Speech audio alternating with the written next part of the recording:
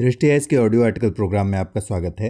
आज का हमारा आर्टिकल लाइव मिंट में छपी खबर mapping Mumbai slum challenge in corona virus battle और द इंडियन एक्सप्रेस में प्रकाशित खबर सोशल डिस्टेंसिंग इन धारावी के सम्मिलित सारांश पर आधारित है। इसमें टीम दृष्टि के इनपुट्स भी शामिल हैं। यह आर्टिकल सामान्य अध्ययन प्रश्न पत्र 3 के आर्थिक विकास खंड से जुड़ा है। तो आइए लेख की शुरुआत करते हैं। मलिन बस्तियां, कारण और समाधान। जब भारत में कोरोना के शुरुआती मामले प्रकाश में आए तब अधिकांश वे लोग इसकी चपेट में आए थे जो विदेश यात्रा करके भारत लौटे थे। अमूमन विदेश यात्रा से लौटने वाले और उनके संपर्क में आने वाले ही कोरोना वायरस से पीड़ित थे। तब यह धारणा बनी थी कि भारत का धनी वर्ग ही कोरोना की मार झेल रहा है। लेकिन मुंबई के धारावी झुग्गी में कोरोना वायरस के दस्तक देने से यह धारणा बदल गई। एशिया के इस सबसे बड़ी झुग्गी में संक्रमितों की संख्या लगातार बढ़ रही है और यहाँ कई लोगों की मृत्यु भी हो चुकी है। दरअसल ऐसे समय में जब देश भर में लॉकडाउन और सोशल डिस्टेंसिंग की हिदायतें दी जा रही हैं, तब मुंबई की इस झुग्गी बस्ती में यह सब मुमकिन नहीं हो पा रहा। इसकी वजह है कि यहाँ जगह और आधारभूत सुविधाओं की भारी कमी है। करीब 240 हेक्टेयर में फैली यहाँ की झुग्गियों में लगभग 8.5 लाख लोग रहते हैं और आबादी लगभग 66,000 प्रति वर्ग किलोमीटर है। आबादी की यह सघनता और समस्या सिर्फ इसी बस्ती की नहीं है, बल्कि देश के अमूमन हर झुग्गी बस्ती की यही कहानी है। लिहाजा कोरोना के मद्देनजर भारत की झुग्गी झोपड़ियों की समस्या एक बार फिर बहस के केंद्र में है। यकीनन इनकी शिक्षा, जीवन यापन, रोजगार आदि जैसे सवाल कहीं पीछे छूट गए हैं। ऐसे में इनकी जीवन शैली की पड़ताल बेहद जरूरी है। यह भी जानना जरूरी है कि सरकार इन मलिन बस्तियों को कितनी प्राथमिकता दे रही है, क्योंकि मलिन बस्तियों की समस्या और उससे देश को होने वाले नुकसान किसी से छिपे नहीं हैं। आइए कुछ ऐसी ही समस्याओं पर विचार करते हैं। सबसे पहले भारत में झुग्गी बस्तियों का जायजा ले लेते हैं। दरअसल भारत में मलिन बस्तियों में स्थितियां विकट हैं। अमूमन ये बस्तियां छोटे भीड़भाड़ वाले क्षेत्रों, हवाई अड्डों, रेलवे लाइनों, उद्योगों, नदियों और अन्य जल निकायों तथा बाजारों के आसपास बनाई जाती हैं। इन बस्तियों में पॉलीथीन, तिरपाल, स्टील की चादरें आदि सामग्रियों से बने घर होते हैं। कहीं कहीं ईंट और बालू से बने मकान में भी लोग रहते हैं। दरअसल भारत की 17.4% शहरी आबादी झुग्गी झोपड़ी में निवास करती है। 2012 में NSSO यानी नेशनल सैंपल सर्वे ऑफिस के एक सर्वे में पता चला कि भारत के शहरी क्षेत्रों में कुल 33,510 झुग्गियां मौजूद हैं। इनमें से लगभग 41% अधिसूचित थे और 59% गैर अधिसूचित। सर्वे के मुताबिक महाराष्ट्र में शहरी भारत की 23%, आंध्र प्रदेश में 13.5% और पश्चिम बंगाल में लगभग 12% मलिन बस्तियां हैं। इस सर्वे के ही मुताबिक 8.8 मिलियन परिवार इन शहरी मलिन बस्तियों में गुजर बसर करता है। इनमें लगभग 5.6 मिलियन परिवार अधिसूचित और 3.2 मिलियन परिवार गैर अधिसूचित मलिन बस्तियों में रहते हैं। अखिल भारतीय स्तर पर एक मलिन बस्ती में औसतन 263 घरों के होने की बात कही गई है। अधिसूचित बस्तियों में इन घरों की संख्या 404, जबकि गैर अधिसूचित बस्तियों में केवल 165 थी। अगर एक साथ अधिसूचित और गैर अधिसूचित मलिन बस्तियों की बात करें तो महाराष्ट्र में इसे सबसे बड़ा बताया गया है। एक मलिन बस्ती में महाराष्ट्र में सबसे ज्यादा 433, कर्नाटक में 392 और आंध्र प्रदेश में 352 घरों की संख्या बताई गई है। दरअसल यह स्थिति और भी विकराल बनने वाली है। संयुक्त राष्ट्र की एक नवीनतम रिपोर्ट के मुताबिक मौजूदा वक्त में दुनिया की आधी आबादी शहरों में रहने लगी है और वर्ष 2050 तक भारत की आधी आबादी महानगरों और शहरों में रहने लगेगी। जाहिर है मलिन बस्तियों में रहने वाले परिवारों की स्थिति दयनीय है, लेकिन इन सब के बावजूद ऐसी बस्तियां लगातार बस रही हैं। सवाल है कि मलिन बस्तियों की बसावट के पीछे क्या कारण है।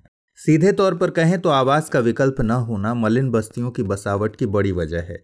बड़े शहरों में पलायन कर जाने वाले कमजोर तबके के लोग सस्ते आवास की तलाश में रहते हैं, लेकिन ऐसे आवासों की अपर्याप्त आपूर्ति के कारण वे ऐसी मलिन बस्तियों में रहने को मजबूर होते हैं और यहीं से शहरों में झुग्गी झोपड़ियों को प्रोत्साहन मिलता है। गौर करें तो गांवों से शहरों की ओर पलायन ही शहरों में झुग्गियों की बसावट का प्राथमिक कारण है। यहाँ पर यह भी देखना होगा कि इन झुग्गियों में रहने वाले लोग कौन हैं। दरअसल ये वो लोग हैं जिनकी आर्थिक स्थिति बेहद खराब होती है। अमूमन ये मजदूर वर्ग के लोग हैं जिनके पास रोजगार का कोई ठोस विकल्प नहीं होता। लिहाजा रोजगार सुनिश्चित नहीं होने से इनके पास आर्थिक तंगी होती है। फिर यहीं से इनकी समस्याओं की शुरुआत होती है। आर्थिक तंगी के कारण वित्तीय सुविधाओं तक इनकी पहुंच सीमित हो जाती है। गरीबी के कारण इनकी क्रय शक्ति कमजोर हो जाती है। रोजमर्रा की चीजों को खरीदना इनके लिए आसान नहीं होता। भोजन के अलावा आवास के लिए जरूरी चीजों तक इनकी पहुंच सुनिश्चित नहीं हो पाती। लिहाजा बेहतर सुविधाओं के अभाव में ये दयनीय जीवन शैली जीने को मजबूर हैं। इन तमाम वजहों में एक और वजह को शामिल करना लाजमी है। वास्तविकता यह है कि इन मलिन बस्तियों के विकास के लिए सरकार भी तत्पर नहीं दिखती। हमेशा से ही सरकारों में इसके प्रति राजनीतिक इच्छा शक्ति की कमी दिखती रही है। अगर सरकार कुछ करने की कोशिश करती भी है तो इन बस्तियों में रहने वाले इसे कामयाब नहीं होने देते। मुंबई जैसे स्थानों में झुग्गी पुनर्विकास योजना को लागू किया गया, लेकिन यह विफल रही। दरअसल पुनर्वासित लोग अपने आवंटित आवास को बेचकर फिर से झुग्गियों में आवास की तलाश करते हैं ताकि वे कुछ पैसे कमा सकें। इसलिए गरीबी और एक अच्छी नौकरी की कमी का मलिन बस्तियों के विनाश में बड़ी भूमिका है। फिर सवाल है कि इन मलिन बस्तियों से किस तरह की समस्याएं पैदा होती हैं। मलिन बस्तियां ग्रामीण गरीबों के लिए एक चुंबक का काम करती हैं जो उन्हें शहरी जीवन की ओर आकर्षित करती हैं। यही आकर्षण बढ़ते प्रवासन का एक बड़ा कारक भी है। सच कहा जाए तो यह आकर्षण शहरी जीवन में आने वाली कठिनाइयों से आंशिक रूप से लोगों को अंधा कर देता है। स्लम क्षेत्रों में रहने वाले लोग अमूमन टाइफाइड और हैजा जैसे जल जनित रोगों से पीड़ित होते हैं। कैंसर और एड्स जैसे घातक रोगों से भी वे पीड़ित होते हैं। भीख और बाल तस्करी जैसी सामाजिक बुराइयों का शिकार होने का खतरा हमेशा ही बना रहता है। इसके अलावा देखें तो स्लम क्षेत्रों को आमतौर पर ऐसी जगह के तौर पर देखा जाता है जहां अपराध की दर ज्यादा होती है, और यह सब कुछ झुग्गी क्षेत्रों में शिक्षा, कानून व्यवस्था तथा सरकारी सेवाओं की उपेक्षा के कारण होता है। फिर एक विकासशील देश में अधिकांश झुग्गी झोपड़ी वाले लोग अनौपचारिक क्षेत्र से अपना जीवन यापन करते हैं। ऐसे में उन्हें न तो वित्तीय सुरक्षा मिलती है और न ही सभ्य जीवन यापन के लिए पर्याप्त कमाई। लिहाजा गरीबी के दुष्चक्र में फंस जाने के कारण वे भूख, कुपोषण, उच्च शिशु मृत्यु दर, बाल विवाह, बाल श्रम जैसी सामाजिक समस्याओं से हमेशा ही दो चार होते रहते हैं।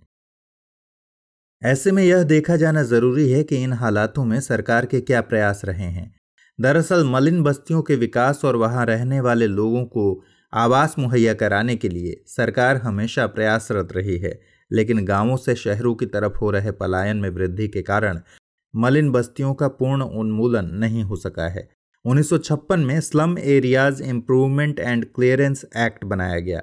इसका मकसद मलिन बस्तियों का पूर्ण उन्मूलन करना था। इसके तहत अधिकारियों को सुधार की संभावना तलाशने या मलिन बस्तियों को हटाने का अधिकार है।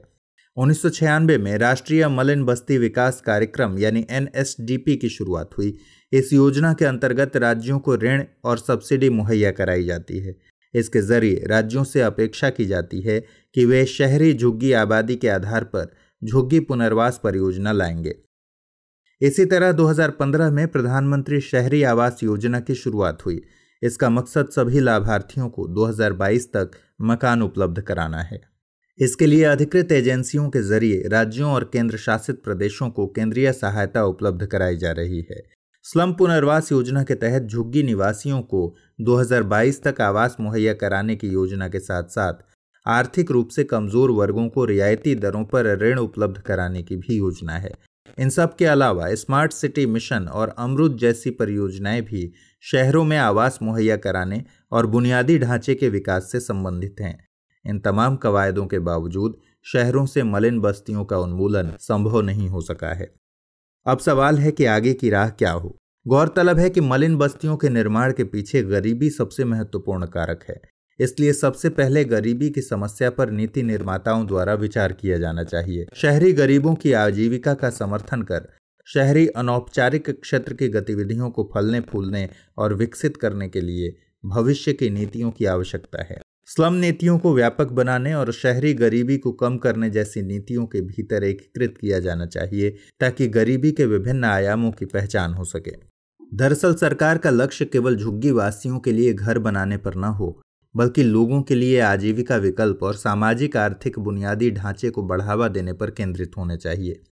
ऐसी भौगोलिक पहुंच बनाने की जरूरत है कि एक गरीब व्यक्ति आसानी से नौकरियां तलाश सके। झुग्गी की समस्या के त्वरित समाधान के तौर पर किराए पर आवास के विकल्प के बारे में सोचा जा सकता है। इस समय इस समस्या के समाधान के लिए किराए पर आवास की व्यवस्था एक बेहतर एवं पूरक समाधान साबित हो सकती है। किराए के मकान का सबसे महत्वपूर्ण पहलू यह है कि यह अस्थायी प्रवासन की समस्या को अधिक गंभीर नहीं होने देता।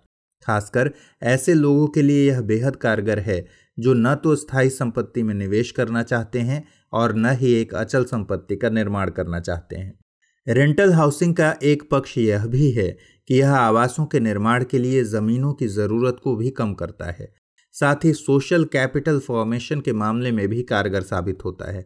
उल्लेखनीय है कि महाराष्ट्र और ओडिशा जैसे कुछ राज्यों में तो किराए पर मकान लेने के संबंध में घरेलू नीतियां भी लागू की गई हैं। इसके तहत आंतरिक प्रवासियों के लिए कम लागत वाले शेयरिंग फ्लैट्स उपलब्ध कराने की व्यवस्था की गई है।